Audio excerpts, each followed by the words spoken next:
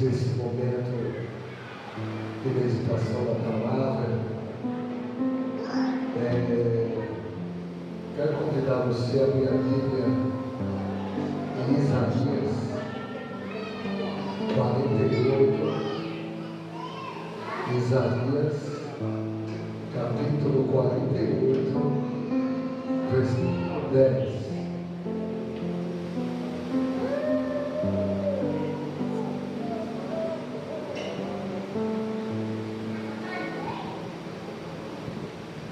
Isaías 48, versículo 10, fala assim: eis que te purifiquei, mas não com a prata, provei-te na fornalha da aflição. Eis que te purifiquei, mas não com a prata, provei-te na fornalha da aflição. O ouro, a prata, para eles se tornarem cada dia mais, ou se tornar valioso, precisava de passar no processo da fornalha. Aleluia. E diante desse momento, quando colocava ela, aquilo se tornava uma mudança na fornalha. E agora essa mesma palavra está no rumo de Israel, que a fornalha que se torna mais valioso em Israel ia ser a aflição, ia ser na nossa vida. Quando nós estamos muito cheios de nós, quando nós estamos no trono da nossa vida, vamos falar assim, como tudo está tudo do jeito que nós queremos, tudo do jeito que a gente pensa que é a nossa realização, o Senhor vai lá e começa a provar em você.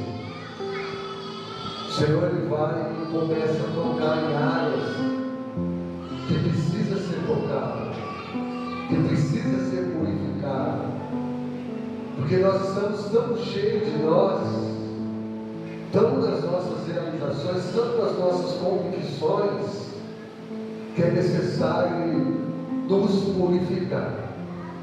Ele, o que ele usa para nos purificar? Igual usou o Israel. Israel, quando estava deixando o Senhor, se distanciando do relacionamento do Senhor, e para eles aquela realização que eles estavam boa, o Senhor mandava aflição de algum povo para ele. E aí era onde o povo adorava.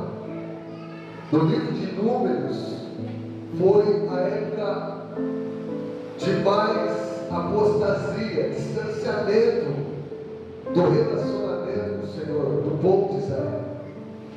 E toda vez, como essa apostasia se tornava maior, Deus ele enviava um inimigo.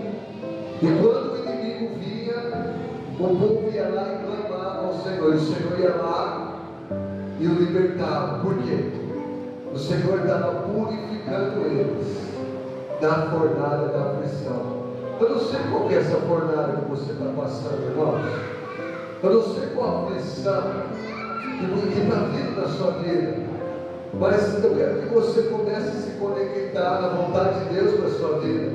E saber que esse momento difícil que você está passando, ou essa aflição, que você comece a olhar com os outros olhos, olhar com o olhar de Isaías 48:10. Eis que eu te purifiquei na fornalha da aflição. Mas para que isso? Para você se tornar mais valioso na minha presença. Ei, para você dar mais valor na minha presença. Sabe, para outras coisas não ocupar o seu coração e você se esquecer de mim. Para outras coisas ser colocado no meu lugar e você se distanciar de mim. Sabe por que eu estou permitindo essa aflição? Porque eu estou te purificando. Porque quando eu te purifico, é necessário que ele cresça e eu diminua. Essa palavra da purificação do Senhor. para te tornar valioso na presença dEle. O Senhor, Ele te escolheu com um projeto valioso na presença dEle. E você é valioso, valiosa do Senhor. E Ele vai permitir essa aflição para que você se torne mais valioso na presença dEle. Eis que eu te purifiquei, não como a prata, mas te provei na fornalha da aflição. Feche seus olhos, para você começar a se conectar e entender que o Senhor não vai fazer a sua vontade. Jonas, ele quis fazer a vontade dele, o Senhor provou ele na fornalha da aflição, para ele se tornar mais valioso. O povo de Israel estava se distanciando do projeto que o Senhor escolheu eles para estar. E ali o Senhor purificou eles na fornalha da aflição. Ele não é do seu jeito. Sabe por quê? A sua vontade é ruim. A sua vontade é imperfeita, mas a dele é perfeita. Então peça assim para o Senhor nessa oração. Já começa assim: Senhor, que não seja o meu querer. Começa a falar assim comigo: Senhor, mas que seja o seu querer.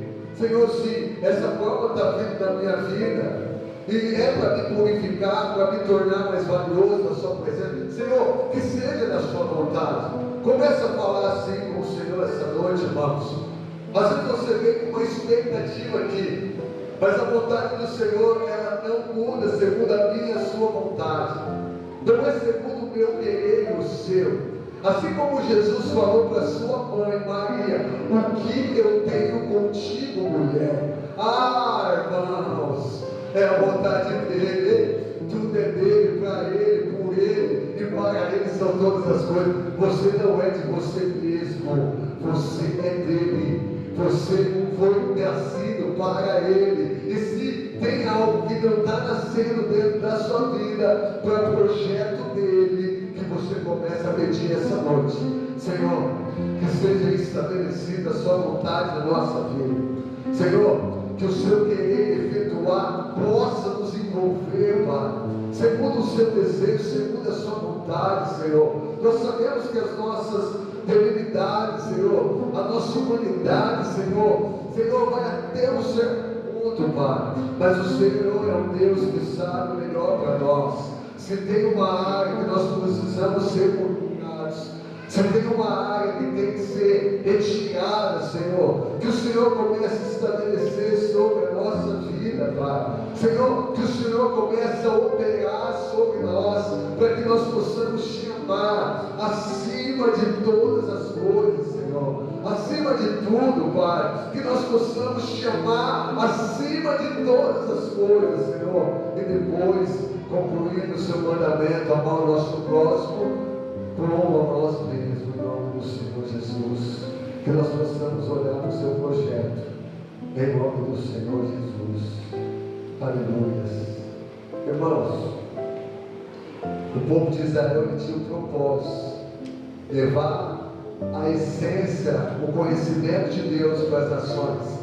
Quando eles olharam para si, eles começaram a fazer as suas vontades. E ali então viveu o projeto de Deus. Então é isso, você nasceu para a glória do Senhor. Você crê nisso? Amém? Você crê nisso, que você nasceu para glorificar o nome do Senhor? Amém? Então glorifica Ele com as palmas e vamos adorar em nome de Jesus. Amém? Glória a Deus.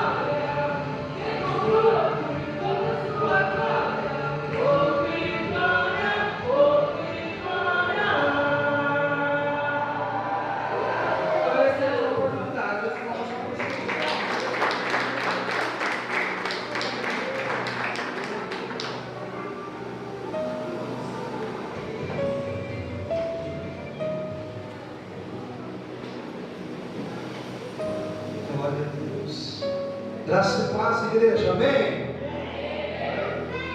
Aleluia, que bom nós estamos aqui para adorar ao Senhor, engrandecer o teu nome. Louvado seja Cristo por essa oportunidade. Queridos, pega sua Bíblia comigo. Aleluia. Comigo. Provérbios capítulo de número 11. Provérbios 11.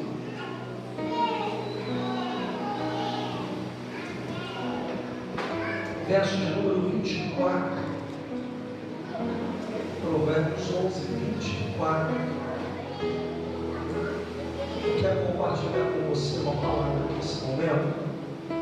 Preste muita atenção, para que nós possamos entender a direção que Deus nos trouxe aqui.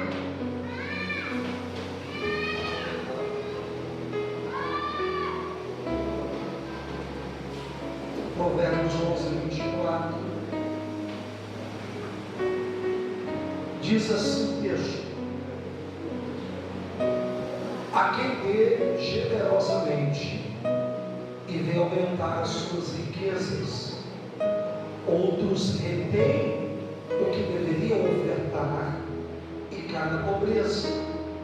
O generoso prosperará, e quem dá alívio aos outros, alívio também receberá. De novo, a quem dê, uma tradução, a quem oferte generosamente e vê aumentar as suas riquezas, outros retêm o que deveriam ofertar e cai na pobreza. O generoso prosperará, quem dá alívio aos outros, alívio receberá. Entenda? Quando a gente vai viver esse contexto, o bem sábio Salomão descreve uma fonte que ele vivenciou. Quem me ouve, diga amém? Uma fonte que ele vivenciou. Ele vai dizer: a quem dê generosamente, a quem oferte generosamente, sem pressão religiosa, sem obrigação. E quando nós fazemos isso, ele vai dizer: e aumenta, ou vê aumentar a sua riqueza. Isso é uma coisa terrível, a riqueza financeira. Ele vai dizer: mas quem era para ofertar e não oferta, e não é generoso, cai na pobreza. Aí ele vai dizer que o generoso, olha que coisa interessante, prosperará. E quem alívio dá aos outros, alívio no dia da sua diversidade, receberá também de Deus. Então, o ato de você contribuir numa igreja, o ato de você contribuir numa casa de oração, é você ser generoso com o reino de Deus, ao ponto de você entender a dimensão de que eu oferto, sim, uma porta está aberta, pastoreando a minha casa. Só que quantas famílias ao decorrer do tempo e do ano, é só você fazer uma retrospectiva de quantas pessoas você viu passar o ano passado sobre essa casa, e quantas famílias testemunharam, foram curadas, libertas, mediante uma liturgia de culto, pós-culto, numa fila de oração. Quantas pessoas foram libertas que você viu com seus olhos, quantas visitas foram recebidas na casa delas pastoralmente, dizendo: é porque a igreja tem uma vida orgânica, a igreja tem uma vida pós-culto. Então, quando nós entendemos isso, a gente diz: eu vou contribuir, eu vou ofertar, eu vou dizimar, porque eu entendo da dimensão do que é a obra de Deus na minha vida. Amém? Então, isso, queridos, é entender o que é ser igreja, é você contribuir. Você tem a sua rentabilidade, trabalha, dizime, oferte, você tem acesso à diretoria da igreja, de tudo que é necessário na igreja. Apóstolo, eu vou desempregado, eu queria tanto dizimar, vamos orar para isso, para que Deus honre a tua vida. Ninguém está dizendo para você fazer loucura e dar o que você não tem. Não, invente seu carro e dá dinheiro da igreja. Não, irmão, isso aí não tem essa questão aqui. O que nós estamos dizendo na Bíblia é você contribuir, é você deitar a cabeça na tua cabeça e dizer: Jesus, obrigado, porque na minha casa não falta o pão, e eu ainda também sou um pilar da igreja. É com essa palavra que nós vamos contribuir, dizimando e ofertando. Então, se você trouxe a sua oferta, se você trouxe o teu dízimo, comece o ano sendo generoso. Se você trouxe a tua oferta, o teu dízimo, você vai pegar nas duas mãos. A diaconisa Isabel vai passar no envelope. No envelope tem o Pix, o QR Code e a conta bancária. Você vai contribuir com alegria mediante a forma que você pode contribuir. Se é no Pix, se você vai dizer para ofertar, tem um cartãozinho dentro que você preenche. E depois, se for pelo cartão lá que entra aqui, você pode contribuir também, em nome de Jesus. Estenda as suas mãos assim, eu vou orar por todos vocês. Isso, vamos orar por todos vocês. Depois ela vai passar o Ziguelão e você vai pegar ela e ofertar. Diz assim: Pai, obrigado por esse momento. Agora a tua igreja tem um ato de generosidade. Nós entregamos ao Senhor também as nossas finanças, que é a importância da fonte de rentabilidade que temos, de sustentabilidade da nossa casa. Mas entendemos também que tudo que o Senhor faz em nós precisa ser feito através de nós. Quando nós entendemos que não pode parar em nós, então, ó Pai, queremos contribuir com alegria. Abençoa aqueles que já contribuem, que já são dizimistas e ofertantes, e aqueles que vão ser, Pai, a partir desse ano, abençoando assim toda a rentabilidade da tua igreja. Aqueles que estão desempregados, abre uma porta de emprego e honra. Aplauda Jesus, igreja. Pode passar nele, pega o seu relógio e vamos contribuir com alegria, em nome de Jesus. Quando você vai pegando, vai contribuir com muito amor, em nome de Jesus. Você já pode sair do meu lugar e já trazer aqui a tua oferta e o teu dízimo, em nome de Jesus. Aleluia. Glória a Deus.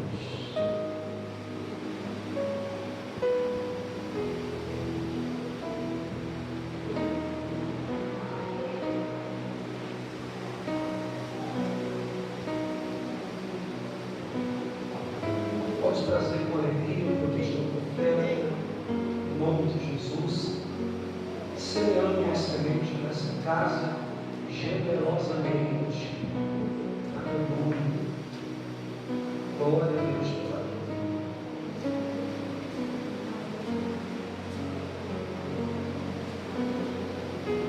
Queridos, fique sobre os teus pés, de pé, enquanto nossos irmãos estão ofertando e contribuindo. Isso.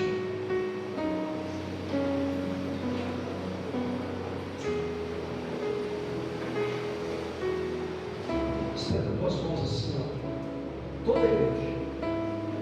Bendito será o entrar, bendito será o sair, bendito será o teu deitar, bendito o teu levantar, bendito é o fruto da tua macieira, bendito serão teus filhos, os filhos dos teus filhos, se assim você ouvir e obedecer a voz de Deus, todas essas vezes te alcançarão. Aplauda Jesus. Tem alguém que nos visita pela primeira vez? Tem alguém pela primeira vez? Deus abençoe a tua vida. Uma honra, Deus. Como nós vamos recebê-lo? Seja em nome do Senhor Jesus. E volte. Aplauda Jesus pela vida dele. Pode se sentar. Pega a sua Bíblia comigo. Por favor, coloque o teu celular no silencioso. Por gentileza, eu quero que você entenda a dimensão daquilo que Deus vai ministrar ao nosso coração. Evangelho de João, aleluia, capítulo de número 9, João capítulo 9, verso 1, há um texto que se colocou no meu coração, eu quero compartilhar com você. João capítulo de número 9, verso de número 1.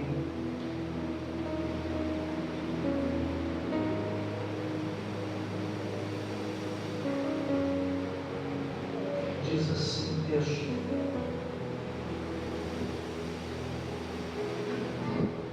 João 9, 1.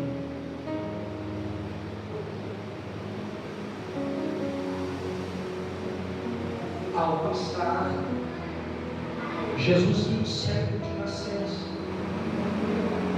Seus discípulos lhe perguntaram: Mestre, quem pecou? Este homem ou seus pais, para que ele nascesse cego?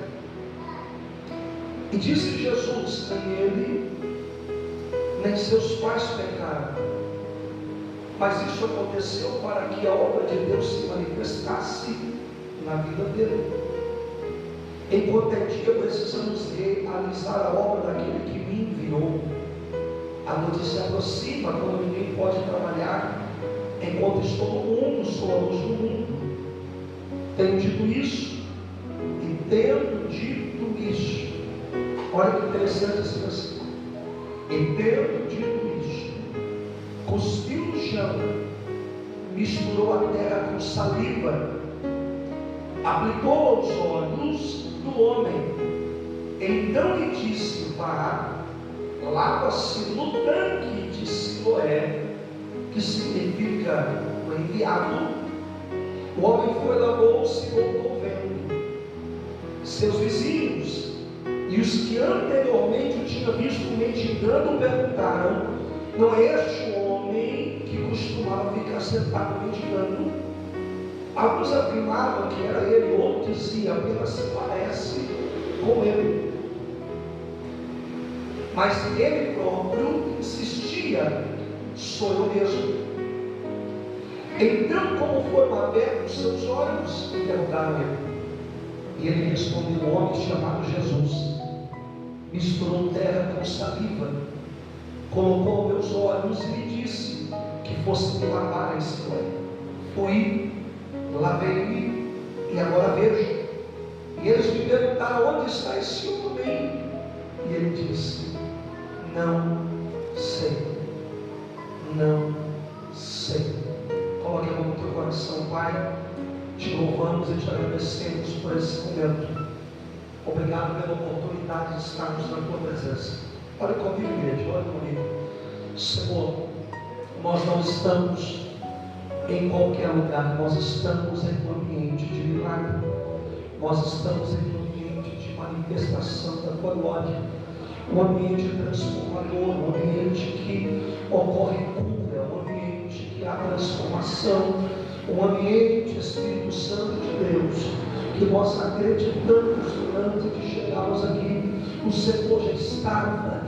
Então que haja nessa noite um alinhamento ao nosso coração pelo centro da tua vontade, para a glória do teu Espírito, transformando, abençoando, renovando para a tua glória. E você aplauda Jesus.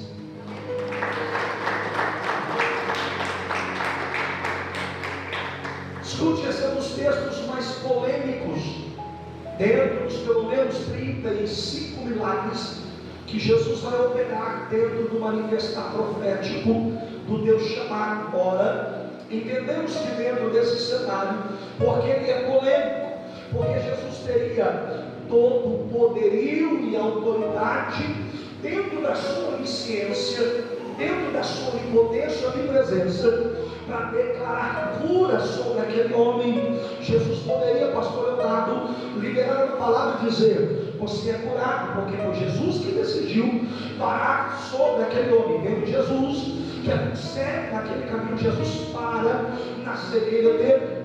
Agora nós entendemos que Jesus vai pelo menos ter duas atitudes a percorrer o caminho do milagre. E Jesus toma duas atitudes. Quantas atitudes? Jesus toma duas atitudes que chamam a atenção de uma sociedade. Jesus toma duas atitudes, diaconisa dele, que vai chamar a atenção dentro do poder aquisitivo daquela cidade e o poder religioso. O que Jesus faz chama a atenção diante do alto escalão da sociedade e também dos escribas e fariseus, os doutores da lei da época. Jesus vai então chamar a atenção da religiosidade, a segunda camada diante daquilo que Jesus vai fazer, chama a atenção diante daquele período todo do poder legislativo, ou seja, a lei da época que era aplicada sobre aquele tempo. Jesus também chama a atenção sobre a cultura daquele lugar. Todas as vezes que Jesus queria chamar a atenção de um povo, chegando ele naquela província, Jesus vai usar a cultura local para atrair a atenção daquele povo, para que o poder, a glória, a magnitude possa alcançar com um plano de salvação aquele ambiente. E por que o Senhor está explicando tudo isso? É porque uma das perguntas que já foi muito feita em sala de aula, de teológica, e por muita gente é o porquê que Jesus vai cuspir para curar alguém, o porquê que Jesus vai cuspir e usando essa atitude para manifestar o teu poder. Ora, Jesus tem poder para operar milagres, sim ou não? Agora a gente entende uma coisa: regia a cultura local daquele lugar, que todas as vezes que alguém chegava, primeiro com uma deficiência física de nascença, automaticamente alguém perguntava: quem pecou? O pai, a mãe, ou ele pecou para que isso acontecesse? Entendendo-se que o que eles carregavam como cultura religiosa e como cultura geográfica daquela cidade, porque todo estado, todo povo, todo país, toda nação carrega-se um termo cultural. Se você for daqui para outro estado, tem uma cultura local que precisa ser respeitada. Então eles perguntavam ao parâmetro religioso quem pecou, porque segundo a lei, então a maldição perdurava a terceira e quarta geração, como a bênção de Deus também alcançava até a quarta geração. A pergunta então entrava em parâmetro religioso: quem que pecou? Porque ele está assim, há uma maldição sobre a vida. A segunda questão que entrava era a cultura daquele lugar, e nós entendemos, serva Marilda, que a cultura daquele lugar era quando alguém chegava com uma enfermidade, seja ela física, seja ela uma lepra, então alguém cuspia no chão, e cuspindo no chão, se era uma maldição da família, alguém cuspia e dizia: eu estou repudiando essa doença, eu estou repudiando essa maldição, o que os pais fez foi muito grave. Então o cuspe é um termo de cultura para dizer: eu estou repudiando da minha vida ficar perto dessa pessoa. Entenda que eu estou te pregando cultura bíblica e geografia bíblica. Quando nós olhamos para isso, alguém cuspia, quando cuspia, então todo mundo olhava e dizia: essa pessoa carrega uma maldição, ninguém vai ficar perto dela. Então isso era a religiosidade dos fariseus, a cultura de cuspir. Quando alguém dizia: não, ele não pecou, talvez isso era algo que acarretou sobre a tua vida, então o cuspe deles no chão era um termo que dizia: então o meu repúdio é pela doença, e não por quem carrega a doença sobre a sua vida. O primeiro repúdio era para quem carregava, e quando quem carregava não tinha maldição, o segundo repúdio era sobre a doença. É por isso que os discípulos vão olhar para o pastor Leonardo e vai perguntar para Jesus: quem pecou? O pai, a mãe, ou foi ele? Jesus vai olhar para o discípulo e dizer: o pai não pecou, a mãe não pecou, ele não pecou. Então por que ele tem uma cegueira de nascença? É porque chegará um tempo, e esse tempo é agora, que essa enfermidade não será para a morte, mas é para manifestar a glória de Deus. Jesus então vai cuspir, e quando Jesus cospe, unta como a terra se torna mar. Eu sei que talvez quem gosta de Bíblia já estudou, e existe um ponto teológico. Eu estou falando tudo isso para você chamar de Deus que não quer mexer aqui. Existe um ponto teológico para dizer: é claro, Jesus fez tudo isso porque ele vai lembrar do Éden, a criação, e sendo ele 100% Deus, o homem foi criado no barro. Então Jesus pega a matéria-prima da terra, unificada com a matéria-prima do céu, toque dele, então para tocar no homem em criação e para operar o milagre celestial. A gente não vai descartar isso, mas o que eu entendo é que todas as vezes que Jesus ia curar alguém, Jesus tinha um plano de salvação. Olha para quem está do teu lado, me ajude a pregar e diga assim: Jesus tem um plano de salvação salvação para a tua casa. Pai, então se eu fosse você, eu não desistiria. Pronto. Jesus vai cuspir no chão. E porque dentro da história rabínica Jesus vai fazer isso? É porque quando está todo público, Jesus usa a cultura local. E quando ele vai cuspir, ele vai dizer: até hoje as pessoas discriminou esse homem. Até hoje as pessoas discriminou esse homem, dizendo: ele tem maldição, ninguém vai se relacionar com ele. Mas o cuspe de Jesus, andando com a terra, Jesus vai dizer: eu estou pegando a cultura local e eu estou dizendo: fica tranquilo, porque aonde eu chego com o meu toque, a maldição tem que ir embora. Aonde eu chego com o meu toque, a enfermidade tem que ir embora. Jesus usa o ambiente local para dizer: aonde tinha maldição, agora pensa, aonde tinha enfermidade, agora existe cura e milagre para a sua vida. Mas como o Senhor afirma isso? Texto de Levítico. Uma das leis mosaicas do espiral que é a mulher. E quando a mulher repudiava o seu marido cuspindo ela, é uma atitude que em público está dizendo: eu estou repudiando.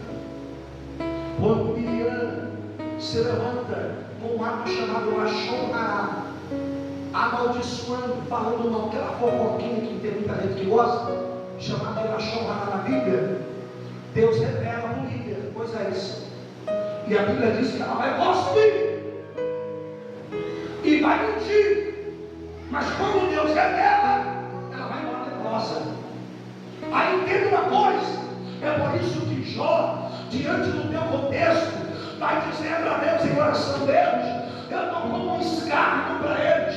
Ninguém mais olha para mim. Eu estou me sentindo sozinho. Parece que como alguém que foi cuspido por eles. Que é mais Bíblia, Novo Testamento, Jesus está perante o Sinédrio, perante Caifás, Anás e toda a Assembleia do Sinédrio. Então, diante do caminho do cruzemos a cruz, também percorrendo Gólgota, a Bíblia diz: e ele foi cuspido e ele foi açoitado, as suas vestes foi rasgada. Alguém está dizendo: cadê? Quem é você que dizia que era o Messias? Eu estou repudiando o teu ministério. Jesus vai dizer: fica tranquilo, pode cuspir hoje, pode humilhar hoje, mas ao terceiro dia ele é o ressurreto. Por que que isso acontece? Por que que Jesus cospe? Por que que Jesus vai usar a cultura local para dizer o que eu vou operar na tua vida? Essa cidade vai ficar impactada. Jesus está dizendo para aquele homem: o que eu estou operando na tua vida, esse ambiente, as pessoas que frequentam, vai ficar marcada com o teu testemunho. Só que a segunda camada que Jesus vai ter no milagre, além de colocar bomba no cuspe, ele vai dizer: lá no tanque de Siloé, selado. Entenda que o tanque de Siloé era um ambiente aonde na antiguidade os reis desciam para se lavar como um símbolo de purificação. Quem não diga amém? Só que diante da arqueologia, para descer o tanque de Siloé, tem 33 degraus. Quantos degraus? Segundo os arqueólogos, 34 é com a plataforma, 33 uma plataforma que ficava ali. Olha isso. A plataforma era eles parar para descer. Plataforma fala de estrutura aqui da base. Então tinha 33 degraus para descer no tanque de Siloé. Parava na plataforma, descia o tanque. Porém, os reis da época tinham um ambiente como se fosse um recuo, pois os repórteres se puxam. que dava mais 8 degraus. Quantos degraus? Descia 33 para na plataforma, tem mais 8 degraus que sai do lateral. Porque aquele ambiente passava o lençol freático, que é o rio chamado Rio Gion. Que rio é esse? É um dos rios que fala em Gênesis capítulo 3 a seguir, que vai falar dos 4 braços do Éden. Esse rio Gion tinha uma água cristalina, e quem encontrava esse rio, que foi encontrado em Jerusalém, diante do templo de Siloé, dizia: esse rio é o rio da santidade, é o rio da purificação. Apóstolo, isso aí está mexendo na minha cabeça, eu vou te explicar agora. Jesus vai tocar, pega a cultura local, usa tudo aquilo para chamar a atenção de todo mundo, e Jesus vai dizer: agora vai no tanto de Siloé. Qual é o significado de Siloé? O enviado, Deus enviou ele. Quantos degraus tinha para descer primeiro? 30 aí? Agora entenda uma coisa: com quantos anos Jesus cumpriu seu ministério? Com quantos anos Jesus cumpriu a totalidade do seu ministério? 30 aí? Então, para cada degrau que aquele homem está descendo, Jesus está descendo para ele o segredo de lá dessa lâmpada e de viver milagre. É desce na minha presença. Cada degrau que ele está descendo é Jesus dizendo: faz parte da minha história, faz parte do meu ministério. Levanta tua mão e desce a andar. Eu não sei você, mas eu sinto ele aqui. O Senhor está dizendo: tem gente que está caminhando, mas ainda não enxergou o que Ele quer que você enxerga, mas faz parte do milagre. Ele está dizendo: eu te dei uma direção, apóstolo, porque que eu não vive milagre? Desce, que é milagre, desce, que é uma vida de milagre na tua casa, desce. Se você não aprender isso, você não vai ter a totalidade que Deus tem para tua vida. Se você não aprender isso, você vai ser um mero frequentador de uma igreja, vivendo uma vida frustrada, porque isso faz parte de uma história de Jesus te dando um destino. Se para cada degrau fazia parte de uma etapa ministerial de Jesus, se Siloé é o enviado, isso aponta para Jesus. Sim ou não? Agora a gente entende uma coisa: o próximo é uma plataforma. Quando Jesus cumpre o seu ministério, qual é a plataforma de um ciclo para o outro? A cruz. Agora a gente vai entender uma coisa: quantos degraus tinha para sair na lateral que eu disse? Aqui era 33, e aqui era quantos degraus? Hã? Uau, você está ligado? Controle de Deus. 8. O número 8, diante de uma totalidade bíblica, é o número de um novo ciclo. Isso fala de purificação, de restituição e de ressurreição. Agora entenda isso. É claro que ao terceiro dia ele ressuscita, ao terceiro dia após a crucificação, mas na totalidade do calendário judaico, Jesus vai ressuscitar ao 8º dia, diante do calendário local. Jesus ressuscita ao terceiro, quando acontece a crucificação, mas no calendário local é o 8º dia. E por que isso significa, diante da totalidade do novo ciclo, a ressurreição e a restituição? É porque depois de 8 dias de novo, ele aparece para os seus discípulos. Quando alguém disse acabou, ele em momento está dizendo: não, fica tranquilo que é só um recomeço. Eu não sei como você entrou aqui. Talvez alguém olhou para você e você disse: eu estou na igreja, eu estou buscando, eu estou orando, e parece que nada muda na minha vida. Mas deixa eu te falar uma coisa: Deus está virando a página, há um novo ciclo da tua história. O céu está olhando para você e dizendo: se prepara para viver a totalidade de Deus. Mas me prova. Noé constrói a arca, proclama a salvação, a sua família entra. Sabe quantas pessoas entram na arca? 8. O céu está dizendo: vou fechar a porta. Porque agora é a totalidade de um novo ciclo. Olha para quem está do outro lado. Diga-se prepare para viver um novo ciclo na sua vida. Você acreditou? Deu glória, irmão. Eu sei que é difícil você entender, mas entendendo Bíblia, a gente precisa do destino. Eu vou para a igreja não só para receber aquilo que eu quero. Eu vou para a igreja não só porque eu não estou muito bem, eu já ouvi algo errado. Não, mas não é a totalidade que você viva. O que Jesus vai fazer é usar a cultura local. O que Jesus vai fazer é usar o seu poder celestial. O que Jesus vai fazer é usar a legislação, lei local, e vai apontar para a religiosidade branca de Siloé. E tudo aquilo aponta para Jesus.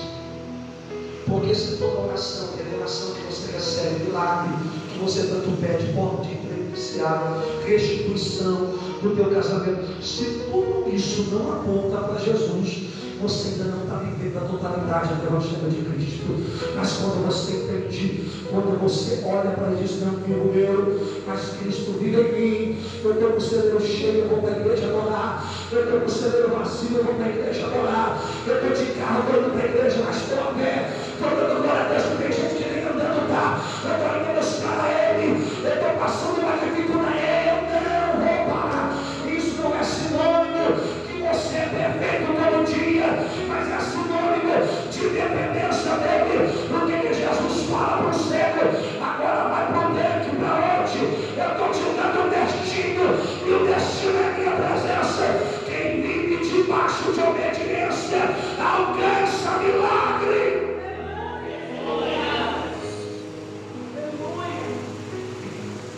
Quer ver milagre?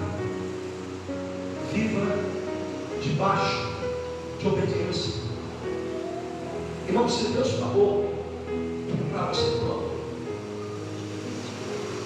pode tudo estar dando errado, mas quem te prometeu é fiel para tudo. Deus não precisa de gente, Deus precisa de alguém obediente. Fique de pé comigo. Fique de pé. Eu não vou prolongar muito horário.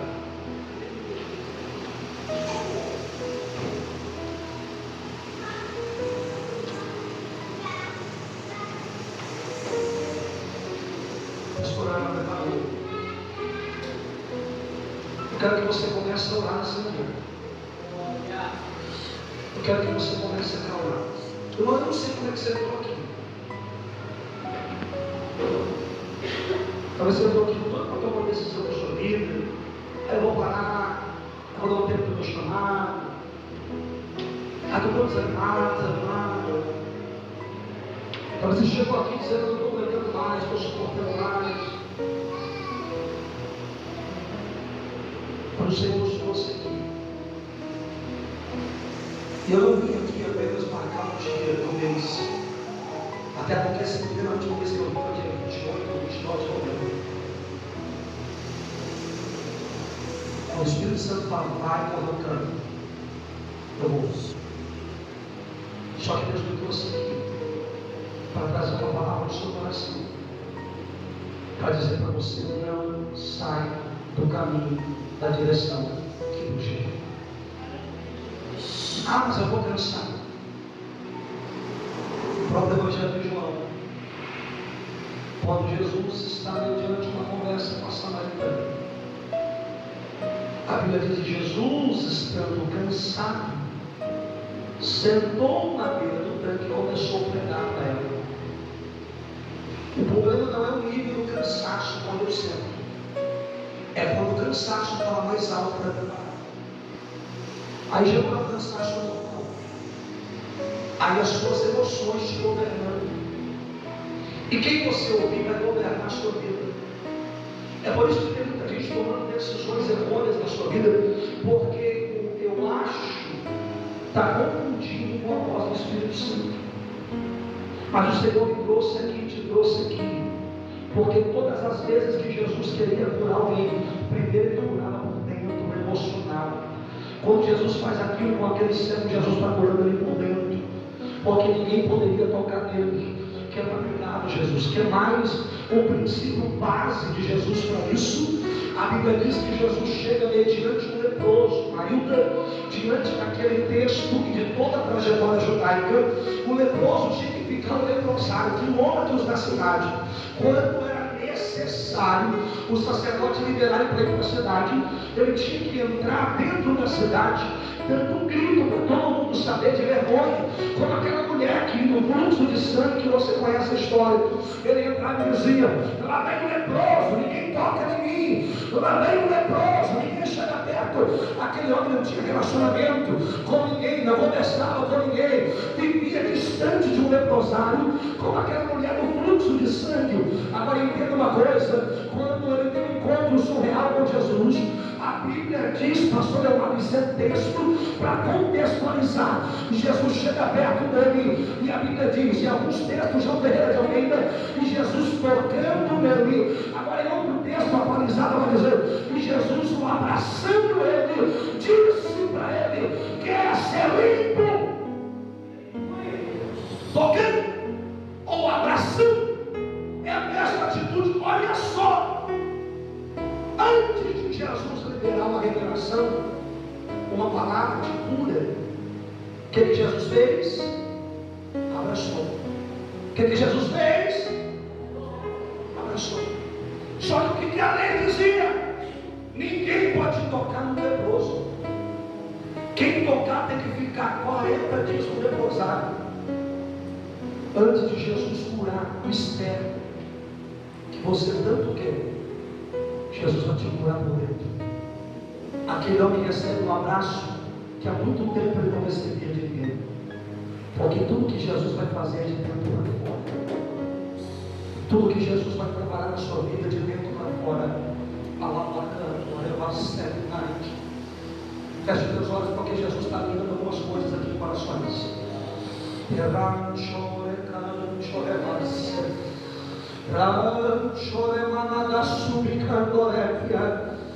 Ah, meu Deus,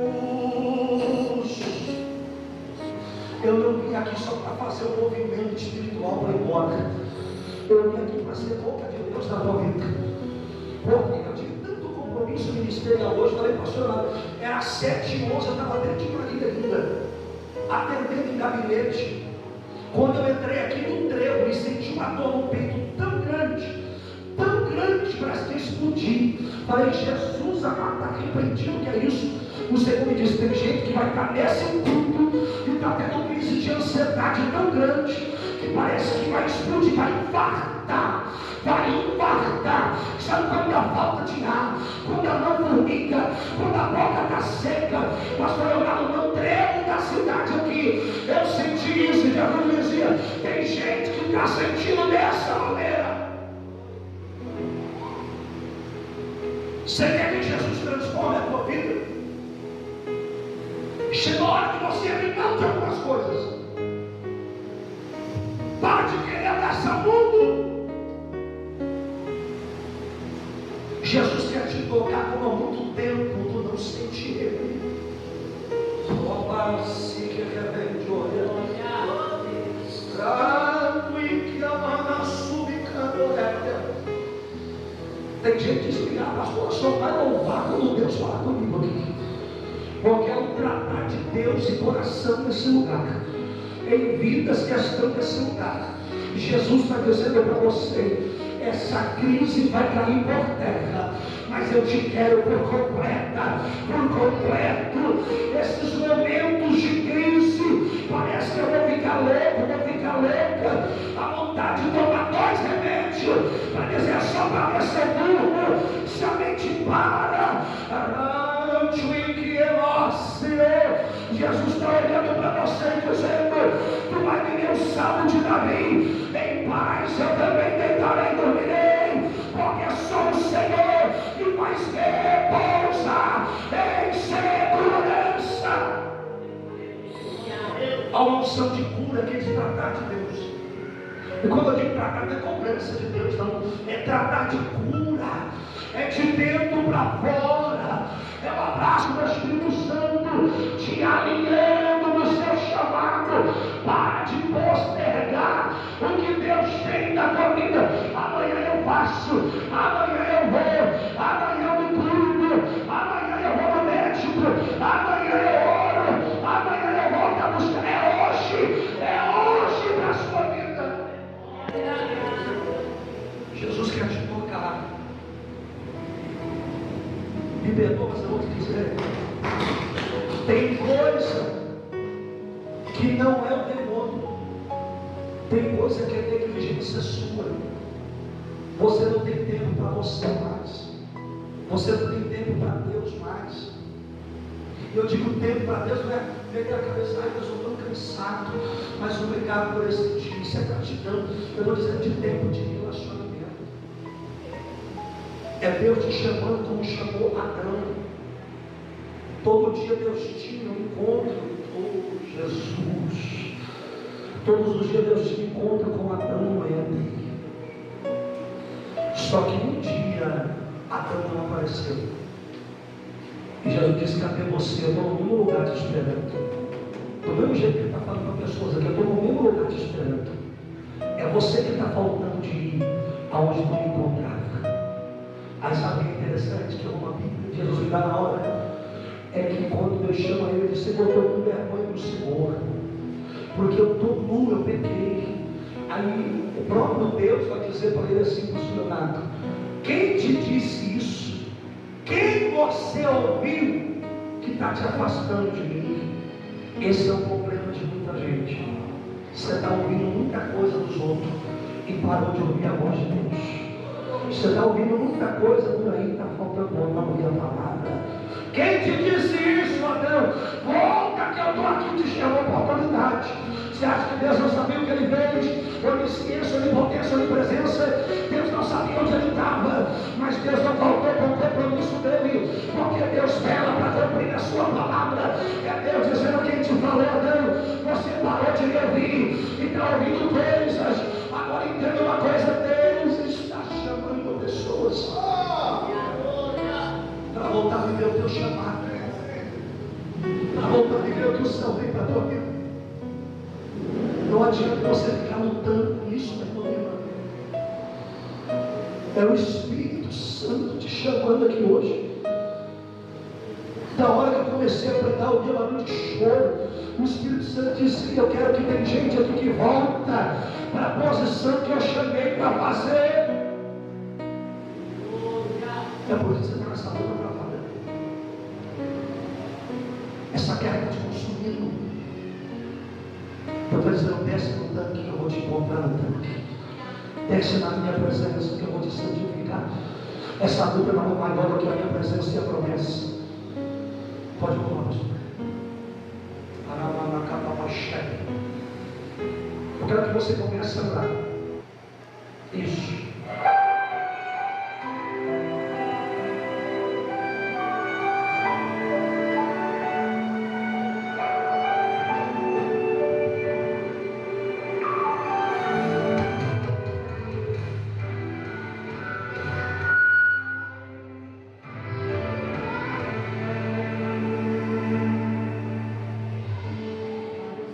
Projetos, eu confesso, fica tão difícil.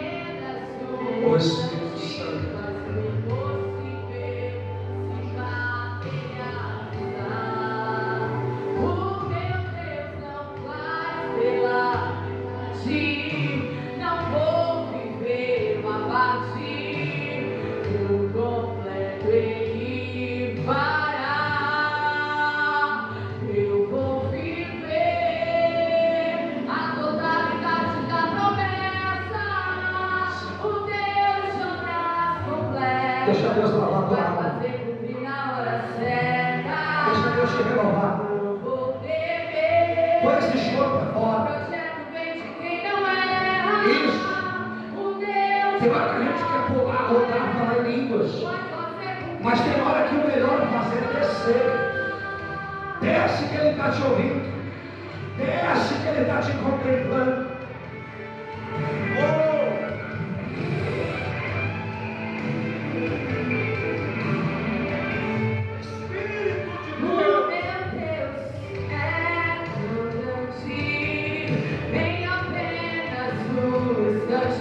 Faz-me possível se materializar. O meu Deus não faz pela Olha Deus lavando a sua alma. não vou viver Olha Deus te fortalecendo. Chegou o tempo. Nós somos sábios, fui ferida. Mas Ele tem algo novo para a sua vida.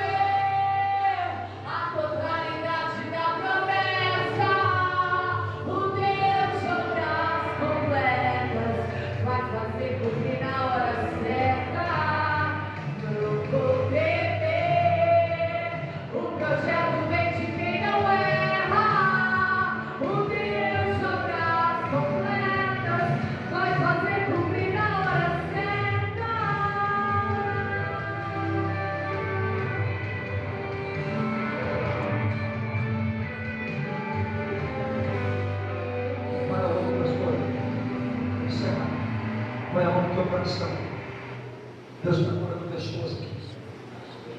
Deus está curando pessoas aqui. Eu vou dizer uma coisa para ti, tu está de pé aqui nessa noite, porque Deus te tentou te dar o livramento. Eu via você tendo uma crise de ansiedade muito grande. E isso acarretava em um problema cardiovascular. Eu via tu sentir na ponta dos dedos formigando. Canto, elevação. Ela é boa, canto, elevação. E o Senhor dizia: eu te guardei por esses dias na terra do vivente. Eu te dei livramento. Tu só não adoeceu e caiu numa cama porque eu não deixei. Nasce a cama, porque o mal do inimigo eu via tu trabalhando, e eu via querendo te dar algo no teu coração, era para dar como se fosse um infarto. Eu via tu não aguentando os tomas, parece que explodir por dentro. E o Senhor me dizia assim: diga a ela que eu estou no controle. Diga a ela fazer o que eu chamei ela para fazer. Deus, mas eu estou cansada. O Senhor está dizendo: enquanto tu faz o que eu te chamei para fazer, eu estou cuidando de tudo, eu estou acalmando a tempestade, eu sou Deus de livramento para a tua vida.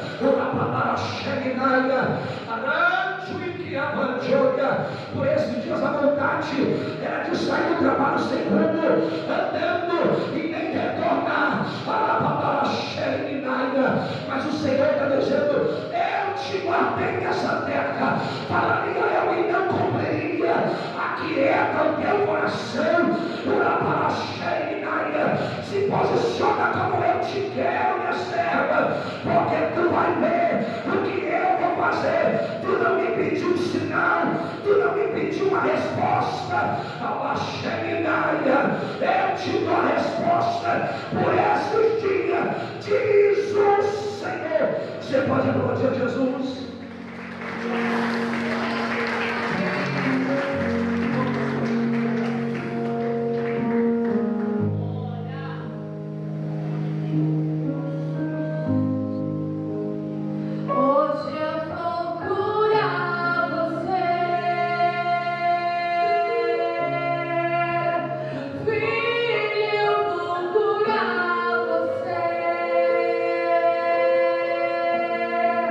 Você não sabe, mas eu resolver.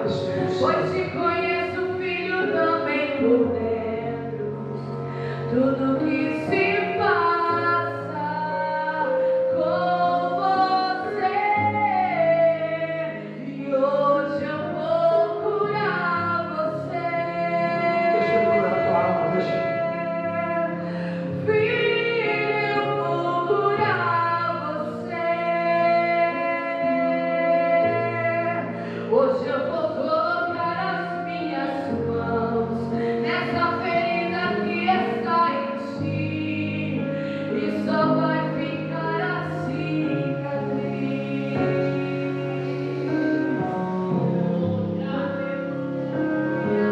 Espírito Santo, eu faço uma oração de cura. Ó Deus, desde os obreiros dos céus que servem nas escadas, louvor, até os pastores da casa, ó Deus, que o Senhor possa blindar esse ambiente, que todo principado e potestade caia por terra, que toda palavra contrária caia por terra. Ó Deus, esse homem e essa mulher que entrou aqui hoje nesse culto, que haja um período de cura, um período restaurador. Coloca tudo ao seu devido lugar. Meu Deus, teve gente que entrou aqui pensando em desistir, e a resposta é: permaneça no caminho do tanque, porque quanto mais você desce, mais você vai enxergar o que eu tenho para a tua vida. Senhor, abra a visão desse homem e dessa mulher. Meu Deus, usa toda a circunstância que ela está vivendo, que ele está vivendo, para operar um milagre de uma forma gloriosa. Assim nós te agradecemos, em nome de Jesus. Aplauda o Senhor nessa noite.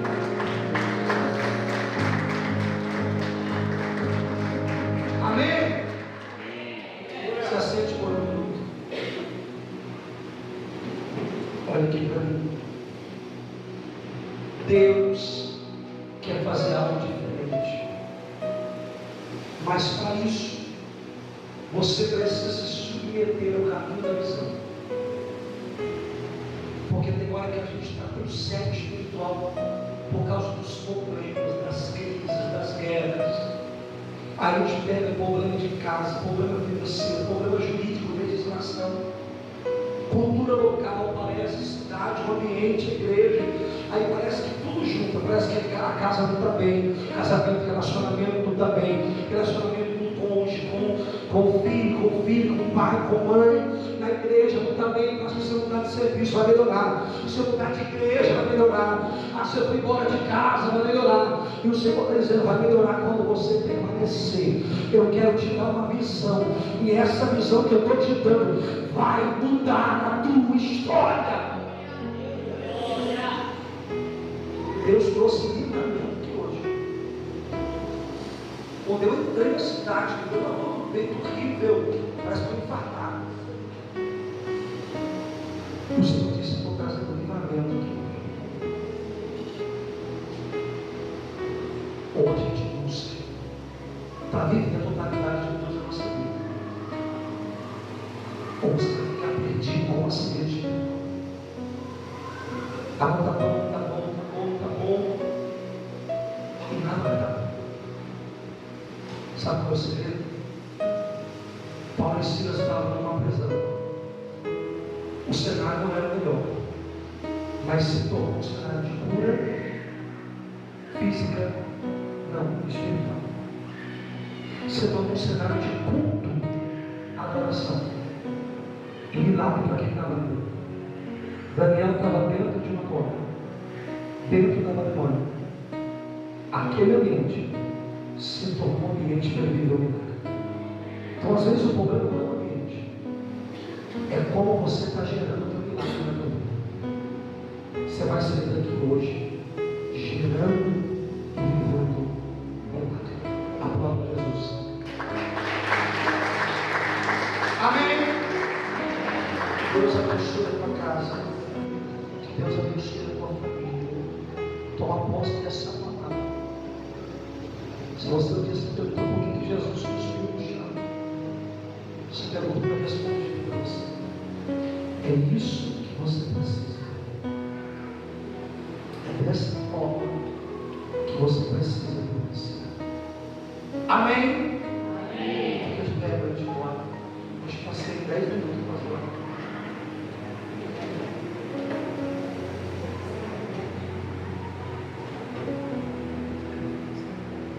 Queridos, obrigado pela tua vida. Esteja junto. Obreiros dessa casa, esteja junto. Entra no propósito de oração. Entre. Vocês acham que está fácil? Mundo espiritual. Deixa eu falar para vocês aqui 1 minuto. Vou deixar vocês ficarem cansados do perdão. A gente vai ter uma visão da igreja de uma guerra no mundo espiritual. O trabalho crescendo, fluindo, ampliando. De repente, uns 10 dias para cá, uma guerra espiritual. Como não parou de ir, mas uma guerra. Guerra, desesperando conta-se uma guerra. O Senhor falou para mim, entra numa campanha na sua casa, que a sua família sempre partiu. Entramos numa campanha na minha casa. Pede o pastor, vai para a igreja orar. Peguei os obreiros certos. Alguns, todo mundo não. Nem anunciei. Eu dei aula na segunda-feira. E nós ficamos por lá. Pastor, a porta recebeu de ferro muito grande no esporte. Nós fechamos entrando para dentro de noite. De repente, orando, o Senhor falou para ver se já está continuando a igreja. Por isso que ele não conseguiu entrar, mas é essa luta do trabalho. Ele quer entrar para tocar no corpo de obreiro. Olha que Deus me falou isso, eu estava de joelho no altar, eu levantei. Quando eu olhei para a porta abriu sozinha e bateu. Quem já foi marido viu o tamanho daquela porta. Não é fácil abrir as duas portas. Quando eu fui na porta do demônio, o Senhor começa a orar. Nós começamos a orar. Foi uma unção tão grande que desceu. Deus ficou uma pregação. Ontem no culto, não dava para parar. Enquanto o louvor louvava, Deus começou a arrebatar pessoas, carregar pessoas. Assiste a live. Carregar pessoas. Não, foi 10, 15, 20 pessoas caindo na unção, tendo ser carregada. Foi tão forte que Deus derramou, que teve pessoa que foi embora embriagada com a glória de Deus. Depois do culto, não conseguia ficar de pé. Uma igreja que ora, o inferno não prevalece. Amém? Amém, se você faz. Teu pastor vai orar, fazer a bênção apostólica, chamar o orar e orar apostólica.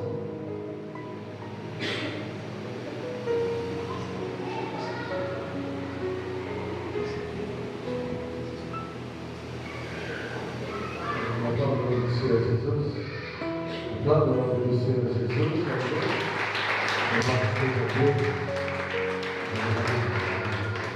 Irmãos, no domingo, a gente vai ter o momento da comunhão às 9 horas da manhã. Não vamos fazer por causa da Santa Ceia. Eu já olhou para mim. Então, no próximo domingo, às 9 horas, todos os irmãos estarão aqui com a gente. Vocês tomam um café, ter um momento pastoral, para conversar com vocês. E a gente se edifica, tá? Mas estão lembrando do domingo, Santa Ceia, tudo bem? todos os irmãos, corpo de Cristo, todos os irmãos que estão aqui para a gente estar junto, em memória do sangue do corpo de Jesus, amém? Louvado seja Deus. Levante suas mãos assim comigo. Que a graça do nosso Senhor Jesus Cristo, o amor de Deus e a comunhão do Espírito Santo esteja com todos os senhores. Digam amém. Vamos falar do nosso ano apostólico. Às vezes eu esqueço, a pastora fala, esse ano apostólico você vai ser difícil você lembrar, pastor Neto. E é verdade. Mas vamos juntos, você vai me ajudar em nome de Jesus, amém? É o ano apostólico de Salomão, é o ano de prosperidade e sabedoria, aleluia? Então vocês vão falar declarando prosperidade e sabedoria. Eu vou falar o ano apostólico de Salomão, aleluia?